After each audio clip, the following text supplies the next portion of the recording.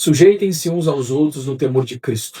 Esse texto está lá em Efésios 5:21 e ela é uma declaração introdutória ao famoso parágrafo de Paulo sobre casamento em Efésios. É comum nós, leitores modernos, nos concentrar de imediato na expressão sujeitar-se. Com frequência isso tem causado desconforto no nosso meio, porque para nós ela está associada a questões controversas dos papéis de homens e mulheres dentro do casamento. Contudo, começar a discussão nesse ponto é um grande equívoco e acaba impedindo a nossa compreensão verdadeira do argumento de Paulo acerca daquilo que realmente ele quer nos ensinar. É importante nós lembrarmos onde esse texto está inserido. Lembre-se que o capítulo 5 de Efésios, ele começa com uma proposta, a proposta de nós sermos imitadores de Cristo. Depois ele faz uma relação de atitudes que não devem mais fazer parte da vida daquele que agora se tornou um imitador de Cristo. No verso 18 ao 20, o apóstolo Paulo vai dizer: "E não se embriaguem com vinho, pois isso leva à devassidão, mas deixem-se encher do Espírito, falando entre vocês com salmos, hinos e cânticos espirituais, cantando e louvando com o coração ao Senhor, dando sempre graças por tudo a nosso Deus e Pai, em nome de nosso Senhor Jesus Cristo." O grande ponto aqui é que, da mesma forma como antes um bêbado deixava-se embriagar pelo vinho, nós, agora que estamos em Cristo Jesus, devemos estar cheios do novo vinho, que Paulo diz que é o Espírito Santo. Somente depois dessa conclusão, somente depois de entender o que Paulo está nos mostrando, ele vai declarar aquilo que está no verso 21. Sujeitem-se uns aos outros no temor de Cristo. Isso implica que tudo que ele dirá em seguida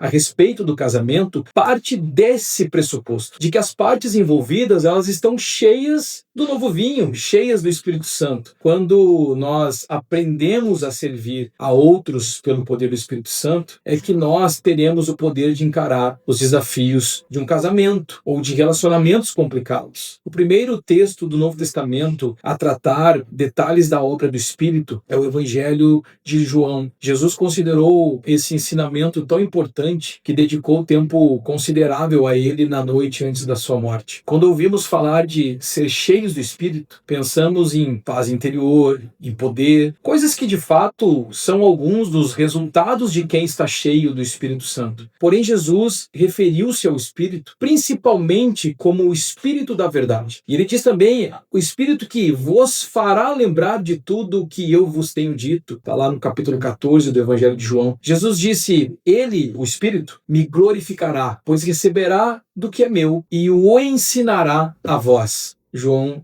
capítulo 16, versículo 14. O que isso significa? Anunciar é a tradução de um termo grego que descreve uma proclamação de grande importância, que prende a nossa atenção. Portanto, cabe ao Espírito Santo revelar aos cristãos o significado da pessoa e da obra de Jesus, de um modo em que a sua glória, isto é, a sua importância, a sua beleza infinita, chegue à nossa mente e então ao nosso coração. Somente quando aprendemos a servir pelo poder do Espírito Santo é que eu e você teremos poder para encarar os desafios de um casamento, por exemplo, ou de muitos outros tipos de relacionamentos. Que Jesus te abençoe grandemente. Um abraço.